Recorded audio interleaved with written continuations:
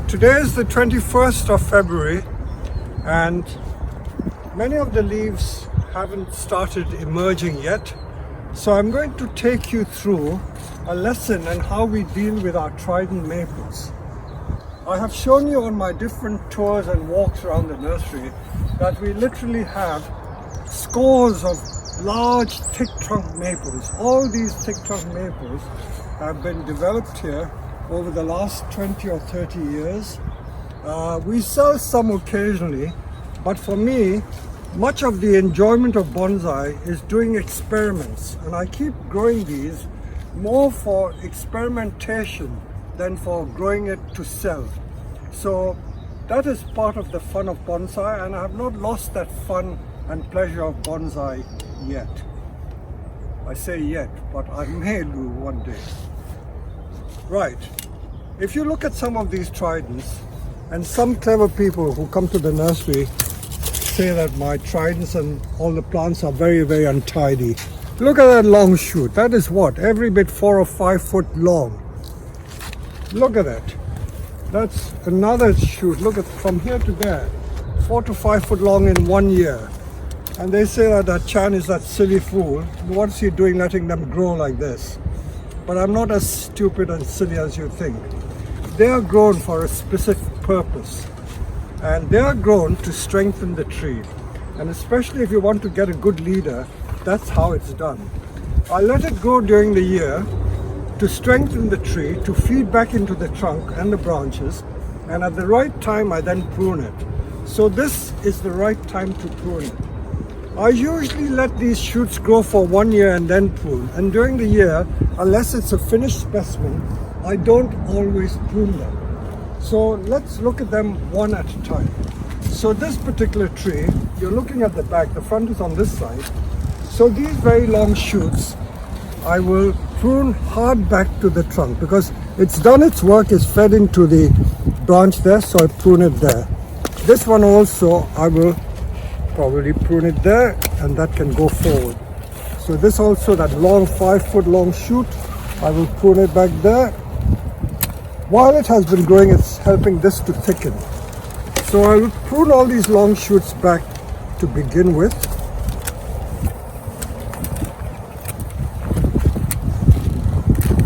I've never tried making hardwood cuttings of Trident maple, but apparently it is possible. So I might still try and do that. But meanwhile, these are all on the ground here.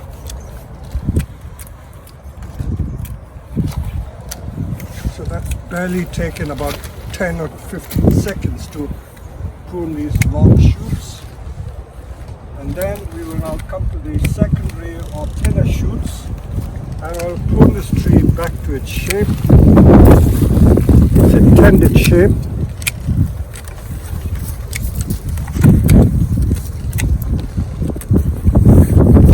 I don't often do much wiring to the tridents.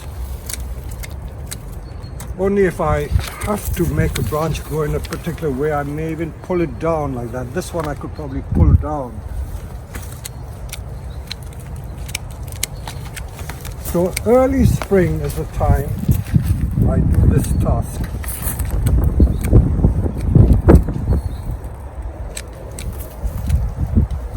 This is done. Now look at the taper. You see, I've grown the taper from here to there.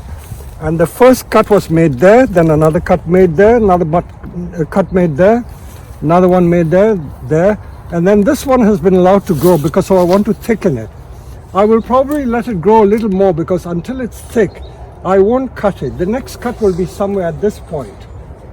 But I won't cut it yet because I want to pull it up and get a better taper. So that's what's happening. Also in the meantime, I've got to watch these thick branches. If you let the thick branches grow too thick, then it will get out of proportion with the rest of the tree. So this is what I have to watch now very carefully, because this tree is almost ready to be made into a good, showable specimen.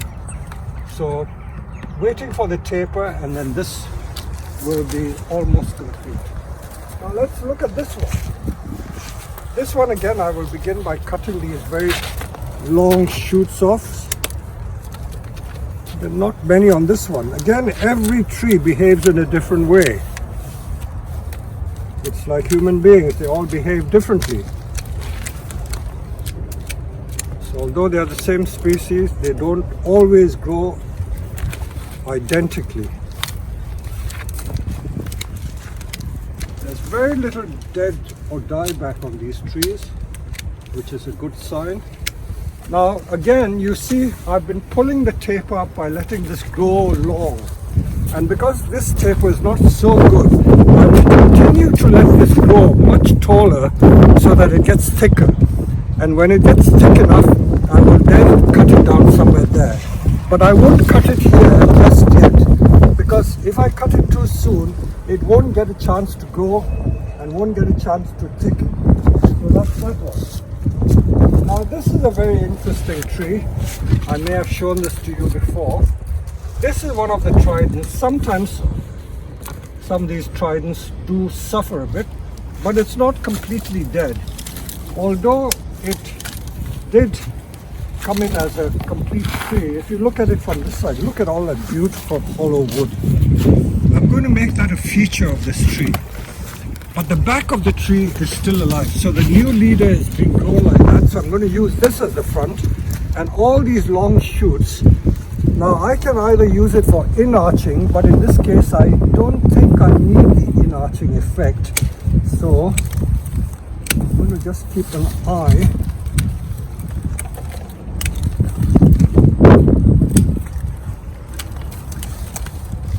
So I want all the energy to go up the tree to the new leader. So I will control the side shoots much more carefully. So these are back branches. So the front of the tree from here, and that's going to be the new leader. So that's going to go up. I may not prune these too hard because the more I let them grow, the faster the leader will grow and the faster it will become thick. These lower branches I may control so that again all the energy is fed up the tree rather than to the other branches on the side. But in fact, if you look at this tree, it's nice from every side. Look at it. If we use this as the front, look at that whole trunk there. If you come close, you look at that. And this is all dead, but there's a live vein coming up here. So although this is a deciduous tree, there is actual dead and live, as you would get with the junipers.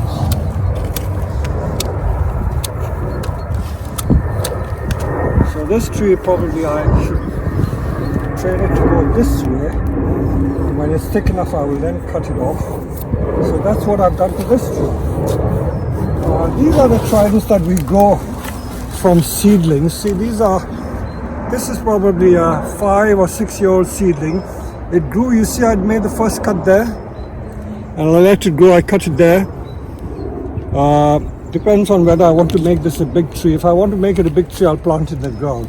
But some people ask to buy small short plants, so I keep these like this. These are trees also that I grow in flower pots. These are tridents, all in different stages of development.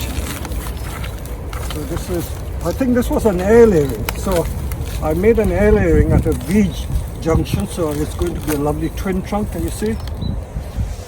And I can refine it at any point. If someone wants to buy it, they buy it at this stage. And I may work on this on another occasion. Okay, let's continue with the big tridents, because by showing you lots of examples, you will learn and get an idea as to what I do to get the results. So again, I prune the long shoots off. So these were allowed to grow for 1 whole year.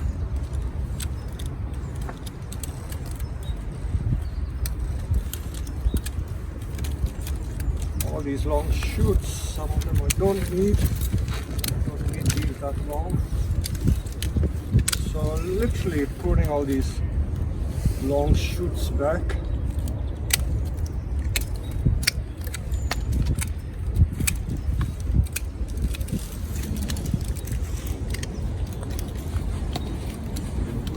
These large tridents are planted in these large containers or large bonsai pots. I don't plant them in the ground because if I plant it in the ground, I might lose control completely.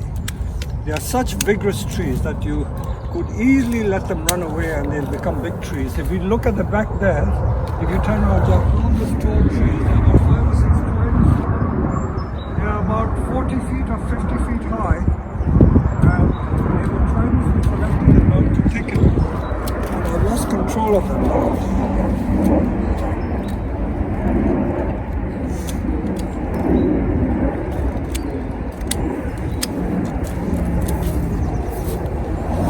One is left to go like that. Got beautiful nebari. If you look at the base, Jack, you see these all have beautiful base there. This side is very nice. Have a look.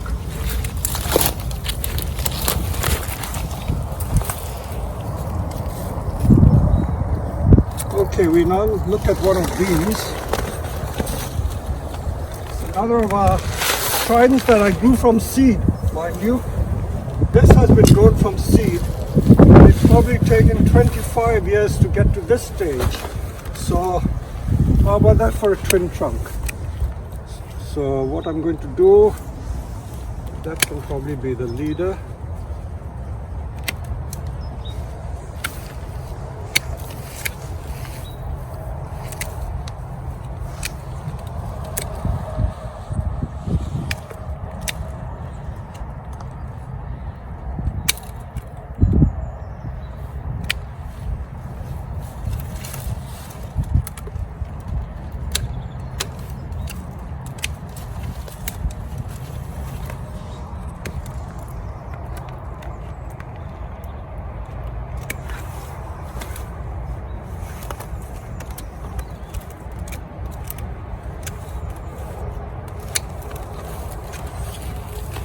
I try not to let thick branches grow at the top because you will get inverse taper.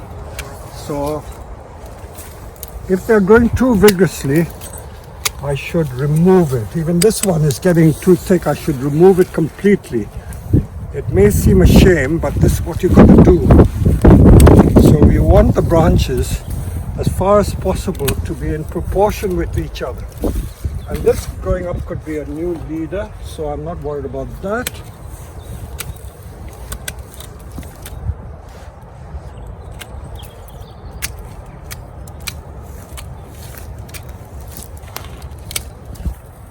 Sometimes you just got to prune it back to the bare stem. So that's going to be the new leader. I'll let this grow to get better taper. So if anyone wants to buy it at this stage, they usually buy it at this stage and then they make that lovely twin trunk out of this. So this is what I would do this year. So that's that one done.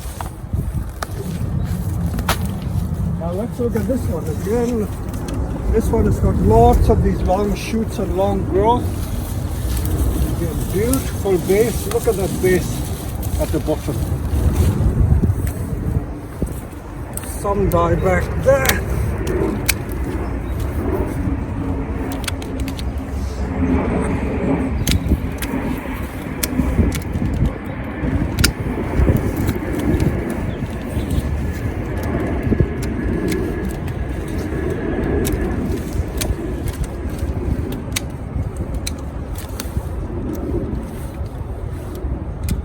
What I'm doing at this point is really developmental control. Sometimes you get the odd branch that dies. I don't know why that happens. Like this one has died completely, so that I will remove.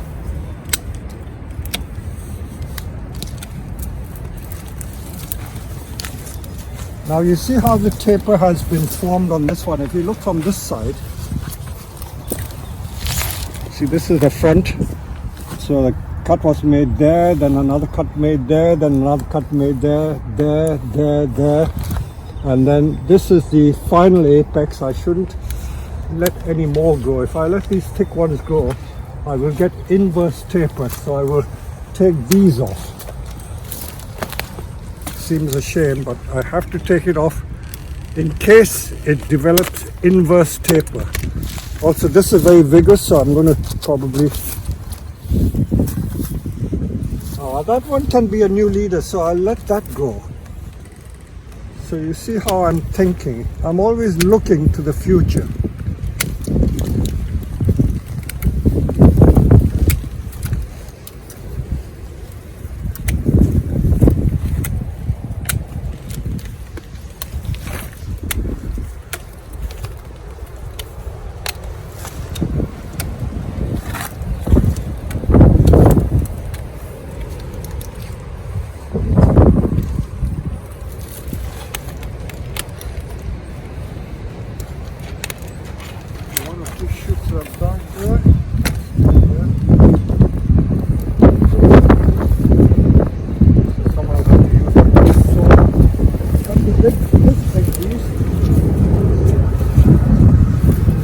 Look at this beast. So all these long shoots are there. Take off. Now this branch is probably going to be a sacrificial. It doesn't, if you look at it from here, Jack, low down, you see that's too low a branch. So that will eventually come off. So this is probably going to be sacrificed at some point. So the main branches start from about this level.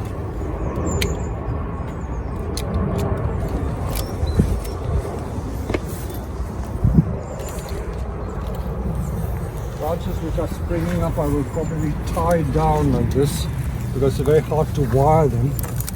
So when the new shoots grow I will tie them down. There's quite a lot of dry on this, but I'm not worried. So this one I have to develop a new leader because that leader didn't grow and it was getting an inverse taper. So I'm going to develop this little one as the new leader. This is going to be the new leader. There's some dead shoots there that I'll take off.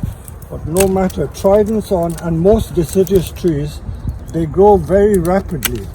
So if you have a branch dying, you don't have to worry. You will get new ones very quickly. So now just putting all these long shoots back.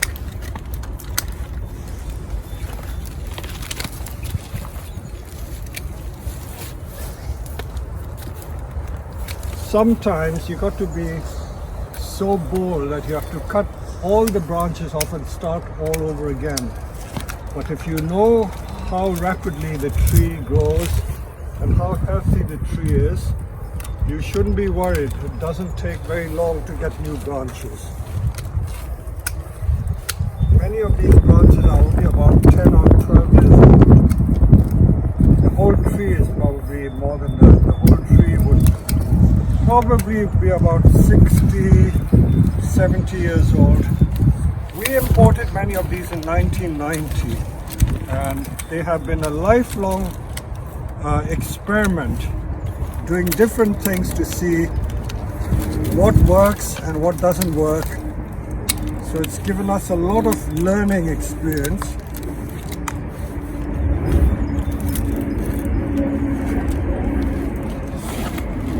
Okay, we will now go to another area where we've got some more Tridents and I'll show you more interesting things. Now this is another large Trident. It's the same batch of Tridents that I've been growing since 1990 and I bought 50 of these trees from Japan in that year and I still have about 30 of them, large ones, and they are all these experiments that I do.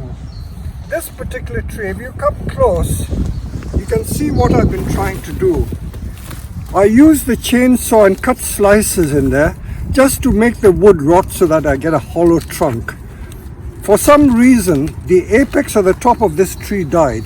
Not all the trees survive. You know, with every experiment, you get some successes and some failures. So this may appear to you to be a failure because it's not a perfect tree, but it's not completely dead. So I put it in the ground. You can see it's not in a pot. So I put it in the ground and within 1 year, all these strong shoots have grown again. They've grown again. Some of the old ones have died, like this one. This one is dead. That branch is dead. Okay, we don't need that one. That was completely dead. So are some of these, they are dead. But these are well strong and alive. So I'm going to let this grow and I'll probably let it come back on itself. But the base is completely fine. Look at that beautiful base there. From both sides is very nice. So this will be the feature of another tree with possibly a hollow trunk, like these great big mighty oaks that you get in England with thick trunks and hollow trunks. And this is how I plan to develop this tree. So I have plans for every single thing. And while I'm growing it, I'll get the enjoyment of seeing how they develop and how they grow. Okay, we'll move on to another area now. Now this big tree, by the way, is not a trident maple, in case you think it is a trident, because it looks like a trident, but it's an English or a European field maple, Acer campestri. So this was developed from these large trees over about 30 years, and this is where it's got to. I've got to repot it because there's 2 pot mound in that pot. So we use the same principles to train the field maple as we do with the trident maple. What I'm about to show you are 2 very interesting tridents here. Now the first one is this one. It's growing in the basket. Look at all these long shoots. All these long shoots. Some of these shoots are 2 meters or more than 2 meters long, and believe it or not, all this has grown in the last growing season. That means from March 2019 to September 2019. So this just shows how vigorous a trident maple can be. So it's only been grown in one of these old trays, and I did put a little bit of sphagnum moss in there, but it is largely sphagnum moss and some bonsai compost. So I'm regrowing this tree because I want a better taper. You see how the taper is being developed, and new branches. So I think the front of the tree is somewhere here. So now all these long branches we don't want, so we're going to cut it. I'm going to cut it roughly because I will go around later on with a branch cutter and refine it a little more. So they have been grown just to thicken these side branches, and when they are thick enough I will then develop the pads on this tree. So the pads are going to be formed on this.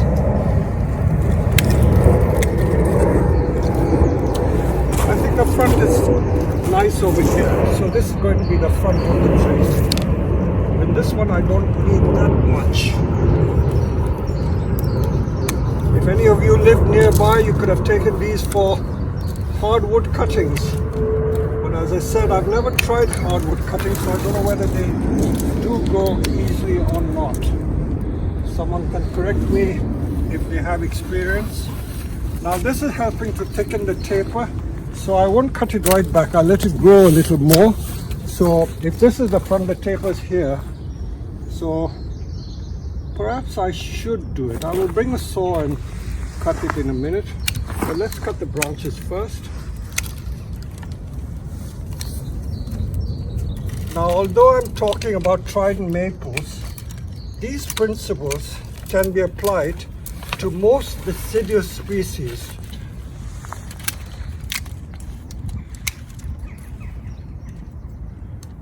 So letting them grow mad like this, unchecked, uncontrolled, is not out of sheer laziness, but it is being done for a purpose. And the purpose is to strengthen the tree and to develop taper, branching, whatever. Now, because I think this taper is thick enough, and I don't want the taper to be there, that would make the tree too tall. I'll just show you what I mean.